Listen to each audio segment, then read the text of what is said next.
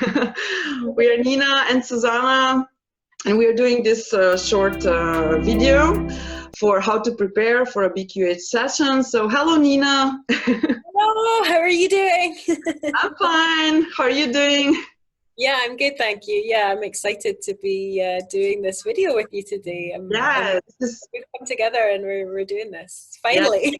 Yeah, this is our first video, and this is our third try to do this video. So I'm so happy to do it. So let's introduce ourselves first. So Nina, start.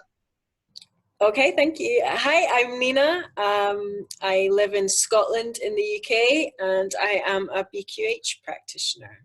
Suzana? Yeah. Hello, my name is Suzana Simencic. My last name is actually a little bit difficult to pronounce. And I come from a small country called Slovenia, right on the border crossing to Austria in Europe. And I'm totally a nature lover and life explorer and calling myself a soul researcher. And yeah, I'm really happy to be here with you today. Yeah, I'm really happy that we're doing this. Yeah. It's gonna be fun. Yeah, so we decided to do this video because we see when we have this contact with our clients, when we do the sessions, that some of them really don't pay so much attention to preparing them good enough, or like they could maybe do more. So we decided let's do some talking about this. So yeah, I think it's important that people know that when we book a session with a practitioner, it's not like going for a massage or excuse me, or having Reiki done or something like that. It's not like you going to someone and somebody does something to you and that's it. You know, when you sign up to do a BQH session, your participation is integral. You know, it's so important. So I think that's why we've decided to come on today to have this little chat about, you know, the best way to get the most out of your session and prepare. So yeah, it's important for the clients to know that we don't have this magic wand.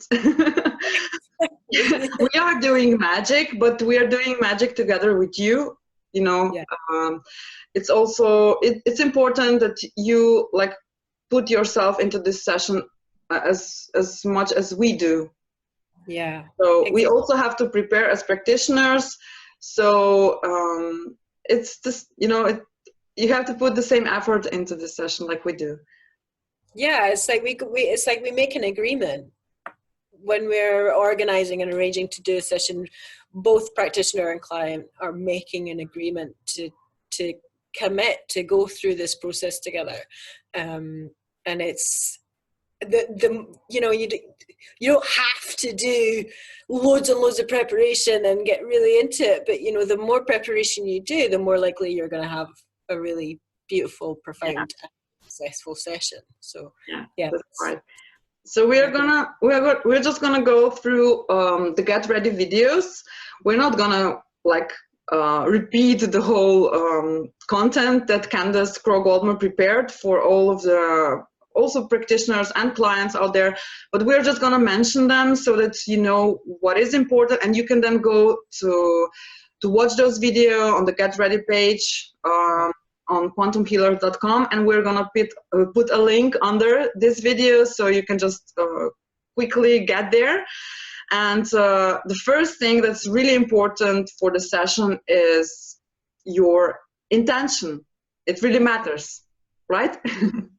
Absolutely. The first thing you should do is really think about why you have decided to have a session and what is the most important thing that you want to get out of doing this session, because that really shapes everything. And yeah, it's a really, really important part. It's everything, I would say. Yeah, and it's actually also our intention, you know. Yeah. We like really want to help. We always work from our heart space, and especially Nina knows how this how this feels like, because she connected to her heart in the session that we did together. And some people really don't know the real meaning of intention. And we usually say to our clients that you will be able to like design or to put into words the intention after you write down all the questions that you have for the session. Yeah, exactly. Yeah. And I think as well, sometimes people get a little bit mixed up between an intention and maybe an affirmation. So I've had a couple of clients say things that would more be in line with an affirmation than an intention. So make sure you know really what an intention is, and really why you're here and why you're wanting to do this, and share that with your practitioner so you can both be on the same page, so you both know exactly why you're going into this and why you're doing this, and what we want to come forward and what we want to explore, and how we're going to get the most out of it. So. Yeah, that's correct. And you can always talk to your practitioner, you know, the practitioner that you choose, and we are always there for you. You can always write an email, and so we can help you also with the questions. I always send my clients this, what the typical questions are, and this preparation document. And you also can find on the Get Ready page this intention worksheet that Candace really nicely prepared for all of the clients. So I think, you know, we are doing all that we can to help you, even before we have this BQH session. So what do you think it's important, you know, the second thing that is important for the clients for the preparation? I would say the second thing that would be important for a client is to know how to quieten the mind and know how to get into a space where they're able to relax enough to just become really, really present in the moment.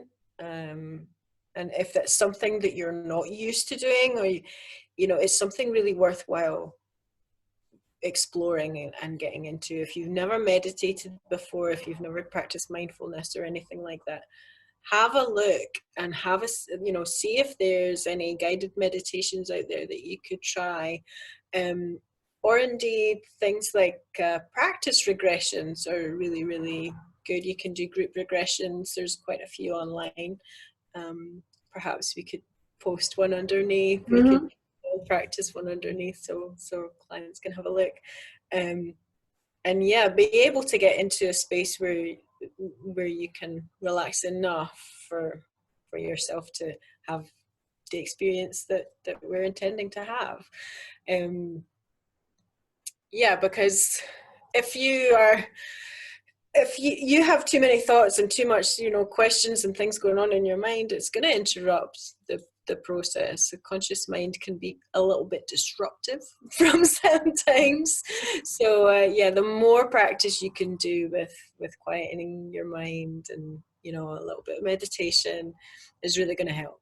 Yeah, and even going for a walk without your phone, you know, unplugging yourself from all the like other stuff that is happening around you, or just going, if you are able to, if the forest is near, you can go just through the forest, or, you know, walking down the stream, or, you know, being near water really calms us so down. And if you're not, you know, if you're not able to follow the meditation, you can still put on some soft music, instrumental music or meditation music. There's so much videos and audios on YouTube that are for free, and you can always search for them yourself, or just we can, you know, send you some links. And even just, you know, sitting on a couch or sitting on in your bed, you know, and just thinking about nothing. These days we have really struggles with this, because I also had those struggles, so I know how it feels like. Yeah. But still, if you're doing it like 1 minute first day, and then you know, 2 minutes and 3 minutes, and just, you know, prolonging this this time of sitting still, it's still more than doing just nothing. So just try, just give it a try, you know. Yeah, I think as well, just getting into tuning into your breath is one of the best ways to really, really quieten your mind very, very quickly.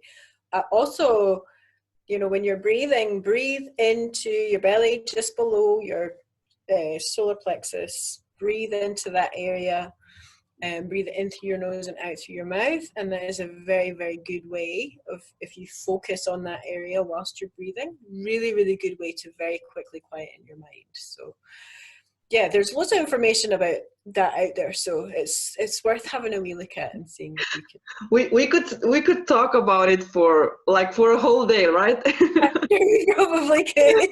Yeah, because it's really so important, because, you know, I can imagine how it is when you don't know how to quiet your mind, and like you said, there are so many techniques out there, and just try one out and see, you know, what works for you, because we can't tell you what is best for you because we don't know you. So you just have to try, and maybe, you know, it will work, maybe not this year or not this month, like maybe it will work like in 6 months or like this. So, but the more you do that, the better the session will be. Yeah. Like, this is the fact. I would agree, and I think as well, because the sessions that we're doing are quite long, so, you know, they can go anywhere up to 4 or 5 hours. So the more you're able to be in these relaxed states, the more your body and your mind is going to be able to keep up with being in a session for these like slightly more lengthy periods of time, depending on how it goes. Every session's so different. So yeah. So also the next thing that's really important is to really jumpstart your imagination. To I just like see that there's this I don't know, just the thing that you plug in, or not the plug in, that you like turn the light on here on the right side of your brains. Yeah. Right, because this is something that we forgot how it is to have this to use the imagination. When we were kids, we used to like really dream a lot, at least myself, like daydream and think how it would be if you would build a castle and you lived there, and, you know, and this is something that we actually forgot how it is. And I love helping clients to really like lighten up and to just allow themselves to open up to this space somewhere else, because this is where all the answers are. And yeah, just allow to to open up your imagination. Getting in touch with that childlike essence that we all are at our essence. It's just as we grow up, we are taught and told to not listen. You know, it's just your imagination. You know, and you know, we're told to grow up and not enter and explore these creative parts of our mind. But really, this is such an important part of these sessions, is to be able to go to these places and enjoy that childlike wonder of being alive. That's, I mean, really the essence of BQH. Yeah, I think this is probably the best part of doing this work, at least for myself. Like, because, you know, I have this feeling like I was also closed a lot. I didn't allow things to happen, or to just believe that they can happen. And this is the best part of a BQH session, when people can explore the stories that they see. And it doesn't have to be like exactly the story of their soul or them, you know. Whatever story they experience or explore or see, it's meant to be. It's meant that they see it. And I just love when we go through the stuff after the session, and just do the interpretation of the stuff that they saw. So it's like reading a story, like when we were children, right? Reading all the books, and it's and so it's fantastic. It's such an adventure every single time. You get to the last line of the induction, and nobody knows where we're going to go. It's so exciting and so much fun. It is for me as well. I think that's probably something that we both really agree on. It's just so exciting. And there are also a lot of exercises that you can do before the BQH session. There are some exercises that we can send you, or also do in the pre-talk when we do. So that we can see how your imagination functions, and how can you visualize, because you can. It's just that you just need to sometimes to really turn this light on, like I said before. And you can do with or exercises, or you can find the exercises on the internet. And there's actually, again, this imagination worksheet that Candace prepared for us, and you can just take a look there and just start imagining. Yeah. It's going back to that place of play, isn't it? It's remembering how to play. It's remembering how to really explore and have fun, and not take it all so seriously. The world is so serious all the time, but when you can allow yourself to go into these lighter states and really just have fun. So next thing, drinking water. It sounds so ordinary, but it's so important, right? Yeah, hugely important, because essentially water is the stuff we are made of. It is liquid consciousness. So the more water we can drink, the better. The more able we're gonna be able to allow what happens to happen. And of course, water is a really important part of BQH, because we do the water alchemy ceremony before we start. So if anybody out there knows anything about Dr. Emoto and his studies on water, then they'll know how important it is, and that it can hold intention. And when we set our intention into the water and drink it, we are putting that intention through our entire energy field. It's quite an incredible process. But the more water you can drink, the better it's going to be. And I feel like sometimes, I don't know if you feel this as well, sometimes my clients they can restrict their water because they think they might have to go to the toilet, but that's a bit of a myth we need to bust, isn't it? The more water you drink, the better. And if you need to go to the toilet, then please do, because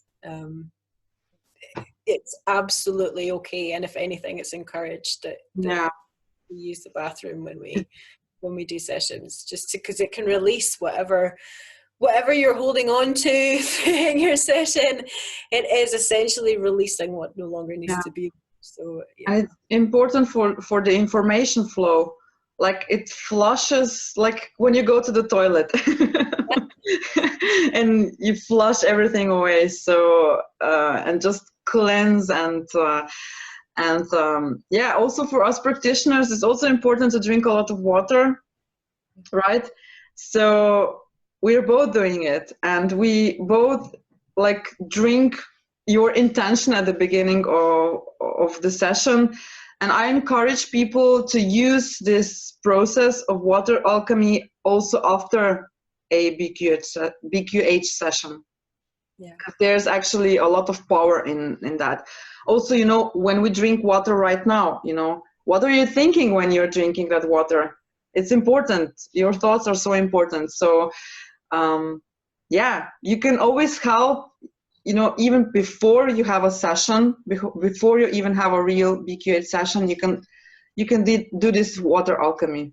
So Absolutely. I think it's worth noting as well that it's best to, I mean, if you're a regular coffee drinker, it's best to limit as much coffee as you can during or before the session, because it's obviously coffee is a stimulant. So the more you can limit your amount of coffee before a session, the better. So I do as well as a practitioner. I limit the amount of coffee. I have one coffee maybe before a session, but not always. But yeah, sometimes it's better for us practitioners to drink a little cup of coffee, so that we don't fall like into this space of meditation too much, because we have to be Yeah, we gotta keep ourselves up a little bit. yeah, because it sometimes happens that when you go through the script or induction, that you really get like, oh, that you're really relaxed, and we are happy. We are helping our clients when we are, as practitioners, are relaxing. We are helping them, like we adjust our frequencies. So yeah, absolutely. Yeah. What was the next thing we were going to talk about? Group regressions. Group regressions. Yeah, group regressions they're good fun. I quite enjoy doing group regressions. It's interesting to see where you can go when you're just doing it, yourself and nobody's guiding you. But it's a good way to get used to listen to somebody speaking a script, and get used to just kind of relaxing and allowing the words to flow through you, and not really focusing on your thoughts or anything like that. I think they can be really, really helpful, especially for somebody who's never had any type of regression before. Yeah. This is a must go, a must do. A group regression, or even like not self regression, but online regression that you can do at home, like by yourself. And it's when, I used to do 2 live group regressions online, and it's always nice to do so, because you can get some feedback. You can get the feedback from your practitioner, about the things that you see, and you can also exchange your experience with other participants, and just see what they have seen, or maybe what guides they met. And there are really so many regressions out there, and we are also preparing, right? You're gonna do some group regressions in the future. Yeah, I'm thinking about doing that myself. I've not done a group regression yet, but I need to get around to actually sitting down and writing one, because I've just not been able to do it yet.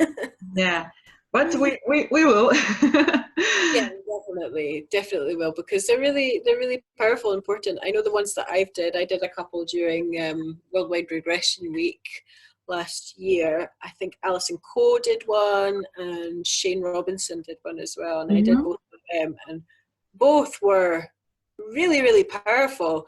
I had a really interesting experience with both of them that I still remember very, very vividly. They are much shorter, they don't last very long, but they can still be really powerful and very enjoyable and very relaxing. So yeah, I would say it's definitely worthwhile doing a regression. And you also get the idea how this induction part looks like or sounds like. This is also important, that they get used to the induction, so that they don't feel like some people may be afraid of just doing this step into the other world, but it's not. Everything is happening right here and right now. There's no other space. It's just it's something that we can, when we induce people into a session, it's just like a help, so that you can imagine, like you're doing this step into this other world, but it's all happening right here and right now. Yeah, I guess we're opening up the quantum field, so yeah. The field is the connection. Everything is connected with everything. So really, we're we're not going to a different space. We're just allowing ourselves to receive something that is already happening now and it's already there. So yeah, and it doesn't matter whether you do a group regression with Alice and Co, or Shane Robinson, or Michael James Garber, or Hannah Falk, or Candace. You can always decide to do a session with every practitioner that you choose. So it's all part of the preparation. But when you do a group progression with the practitioners you choose, it's just like you tune into his field. Yeah. So it's also like you're not the word got away. It's also that you get used to the voice, of the practitioner. But it's also great importance if you do any kind of group regression. So yeah, absolutely. I would completely agree with that. What's the next thing? We're going to touch on myth busting a little bit.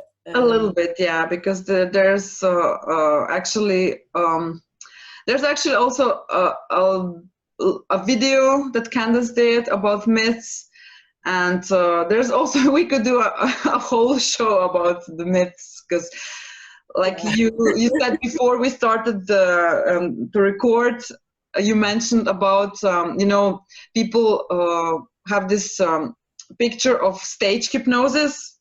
Yeah.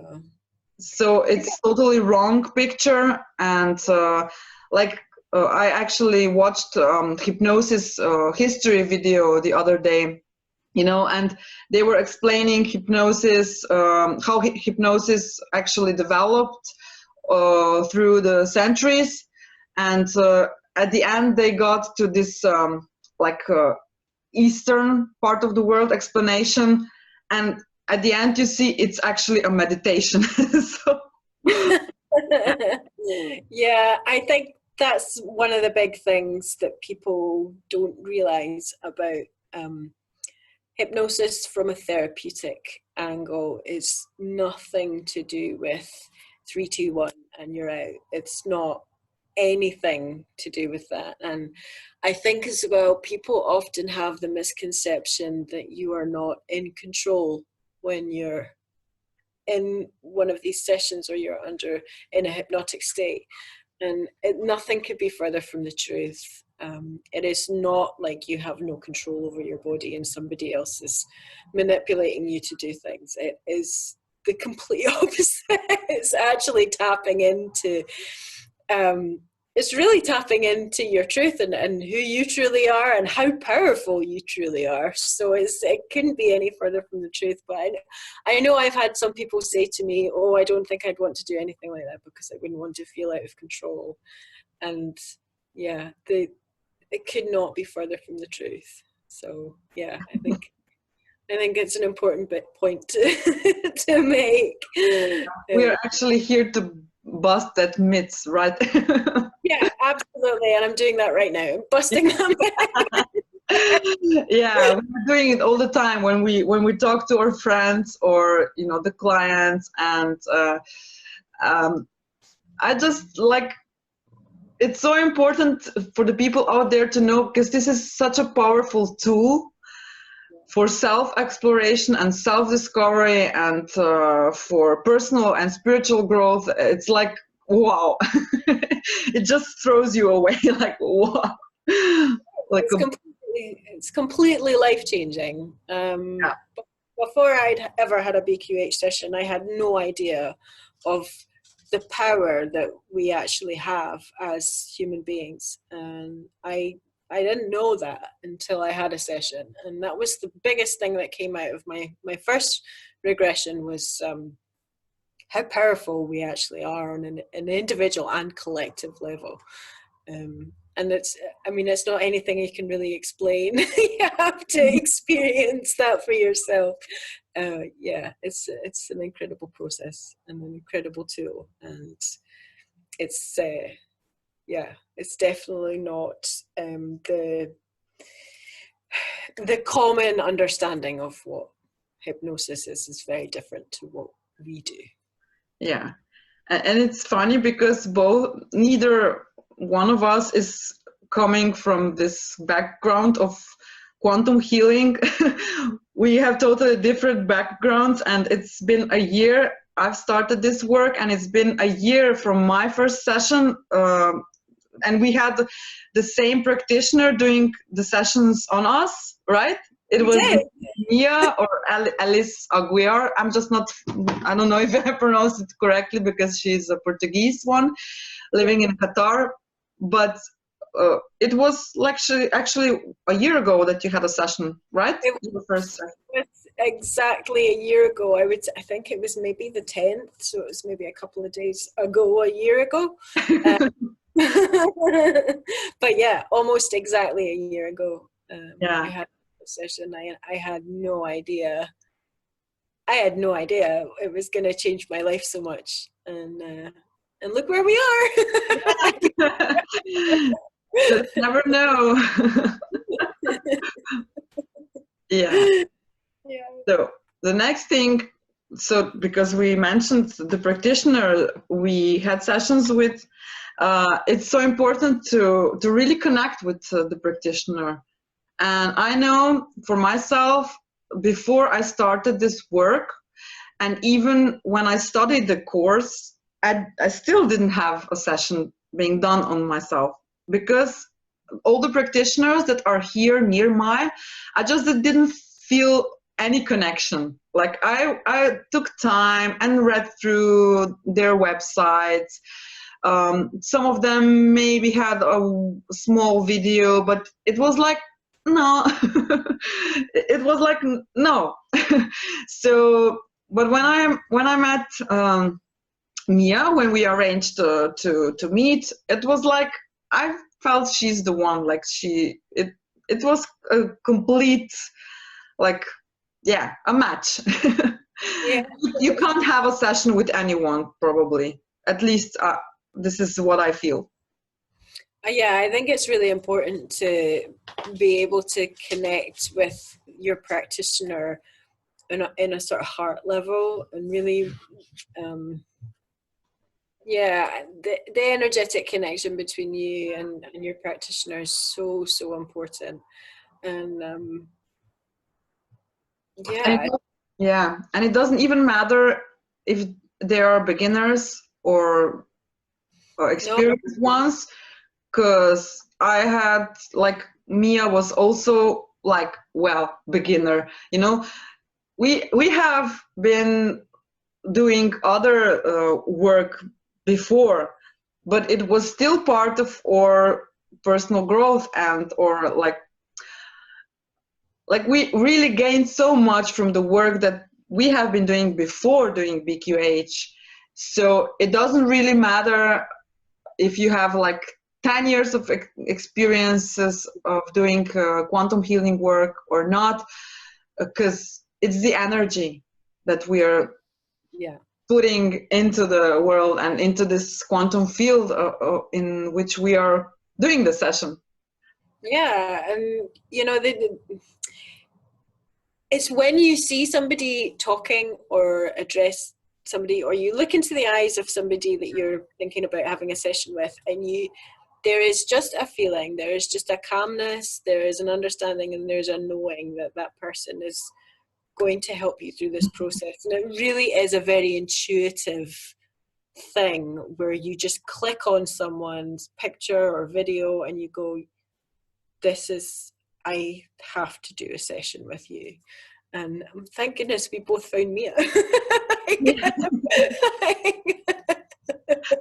Yeah, and we also found each other, so it was also a nice thing to do, because actually out of one BQH session became such a nice friendship. So absolutely. BQH is also about meeting new friends. Absolutely, and it's amazing the people that I'm sure you as well, you would agree, the people that we've met through doing this work, it's just amazing. There's a level of connection between people that do this work that I've not ever come across before. You know, if somebody does quantum healing, you're going to have something in common. You just know it. And it's not written on the paper, you know, how it's supposed to be and what's supposed to happen. So you just trust into this process, and just like we are all being guided in a way.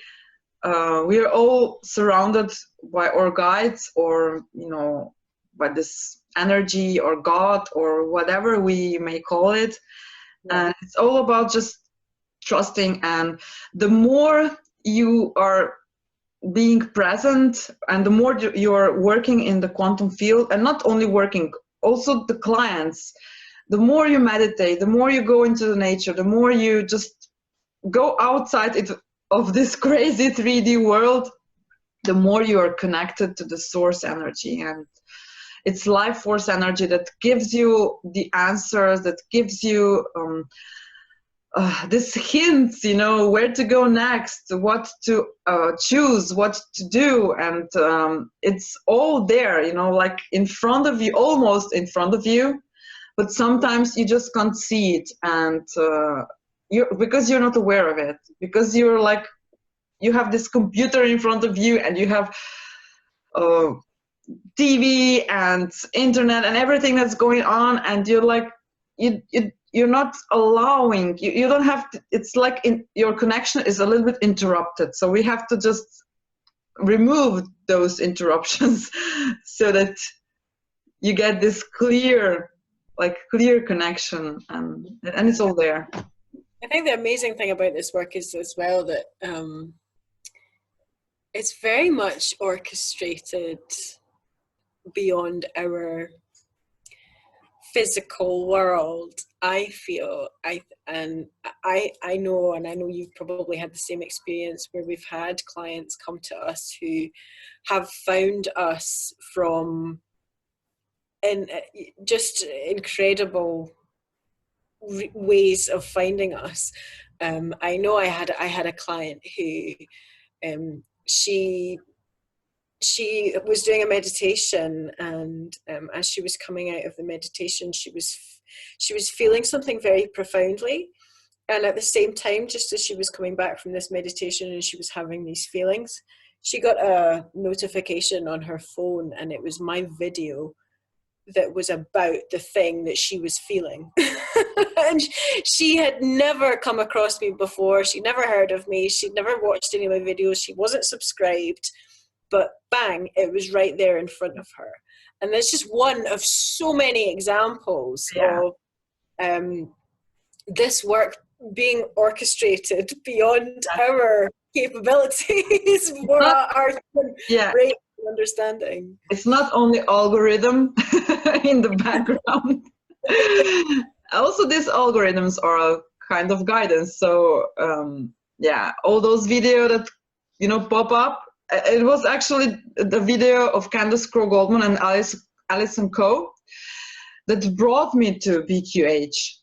So it's just follow your guidance, and just, you know, it's meant to, you know, if you're meant to watch the video, watch it. And just, if you're meant to go on if you're guided to click on the link of a website with more information about practitioners or BQH, it's probably meant to be so. So just trust, and trust your intuition. I think we are, as a collective, becoming more intuitive and beginning to trust our intuition more. It is our internal guidance system, and I do feel like people are starting to become more intuitive and more trusting of what their body is telling them.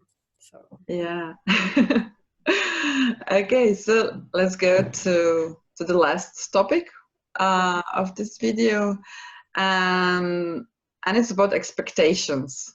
About expectations. This is probably more for those who are familiar with different kinds of quantum healing work. They probably have more expectations. This is at least my experience, that those who have zero experiences in this kind of therapy work. I agree. I would say, I mean, it's great when people come to us and they have an understanding of quantum healing and they know about what it's about, and that's wonderful to know about that. And at the same time, yes, it can lead to having expectations, which can, as we both know, can really derail a session. Yeah. The best attitude to have when coming into a session is just to be completely open, heart, mind, just open to the process, and just nothing infiltrating that. So yes, it can be a lot of fun to listen to other sessions that are posted online. I know I post some of my sessions that I do for people to listen to. That's mainly for the information that comes through. But sometimes watching these videos can give you expectations. So just be careful about be careful about the information that you're gathering about quantum healing, and just watch your ideas and your I guess people hope for something and then they don't get it, or something different happens, and that kind of opens you up to disappointment, and that's what we're trying to avoid.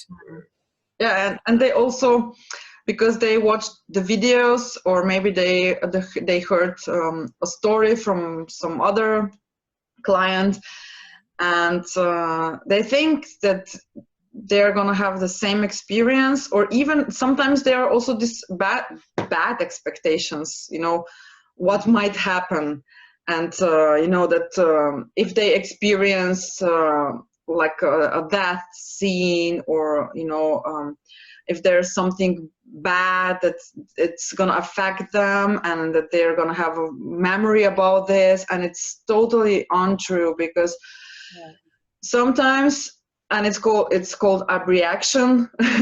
Sometimes you just need to re-experience it, to just let it go, and and sometimes you even don't know what is actually present in your life from other lives, or it may be parallel life or past life or whatever. It may be there and you even don't know. You're not aware of it.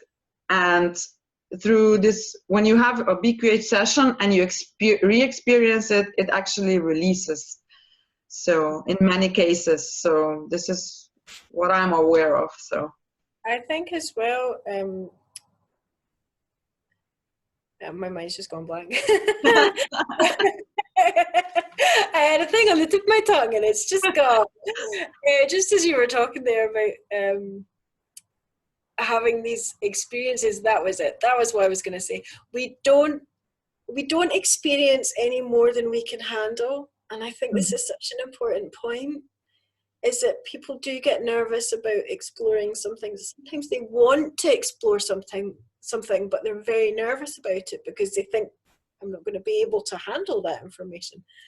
Our higher selves are very, very intelligent, and they will not allow us to receive information that we are not going to be able to handle or process. It's you know, it's not like having an LSD trip or something like that. It's very, very different. You're not given anything more than you can handle. You're given exactly what you need at that moment in time.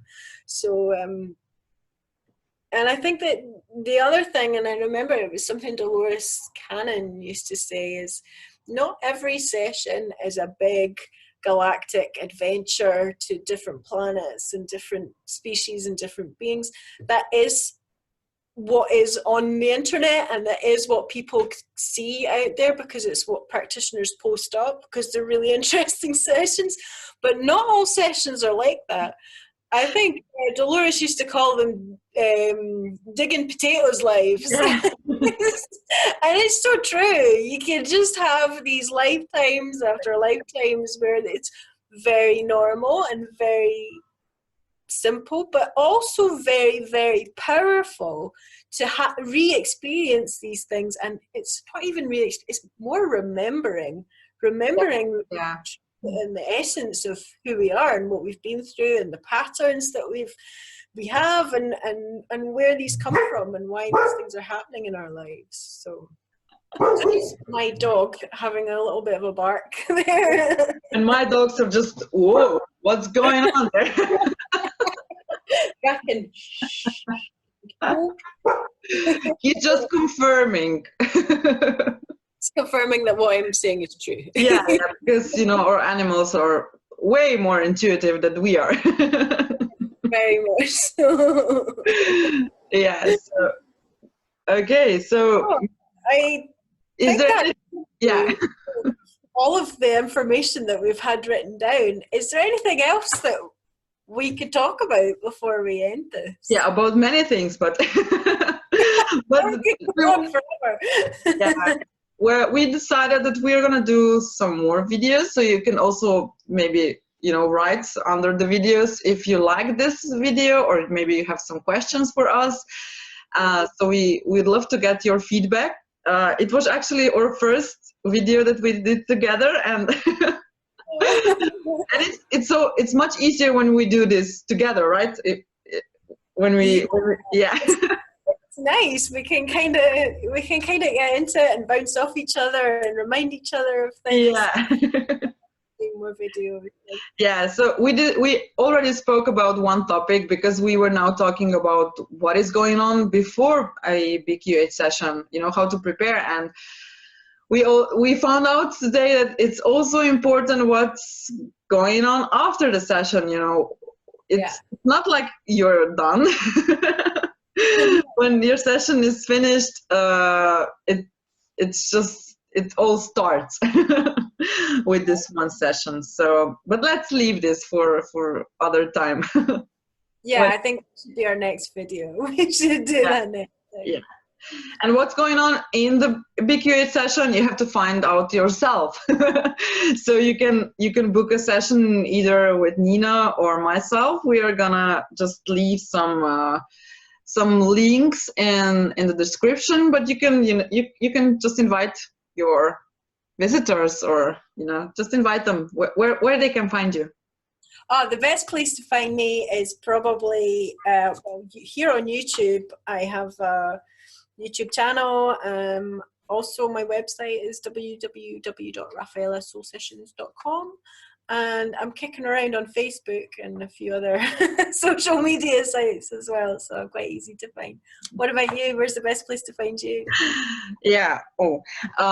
Well, you can find me on quantumhealers.com/Suzana Simencic. You'll find the link below. And you can also read more about me on my website. I'm just preparing my English description, because I'm originally not English spoken, so my language is Slovene, so I have all the information on Slovene page, and maybe you can help yourself with Google Translate. Thank you, Google. But I also have my Facebook account, so Suzana Soul Researching, and doing some videos here on YouTube, publishing whenever I can, and having you can find me also on Instagram. But you will find all the links below this video, so it will be much easier to only click on it and not to write in my last name. But I would be happy to, you know, to hear from you, even if you have a question or just whatever, you know. Yeah, absolutely. I think that's the thing about us practitioners, is we're also very open and, you know, happy to help and share, and nothing's hidden with us. So yeah, we're all very, very open. So click, you know, the button follow, or what it's called, the follow button, or the little bell thing. Yeah, little bell thing. So you will get notification whenever we publish a video. We're gonna probably try to do a live video one day. Let's see what the future will bring. So thank you everyone for watching. And so happy to spend this this time with you. And I'm just yeah. See you in our next video. Yeah, it's been loads and loads of fun, and thank you so much for being here. And yeah, we're gonna do this again. Yeah, so have a nice day, everyone, and yeah, bye.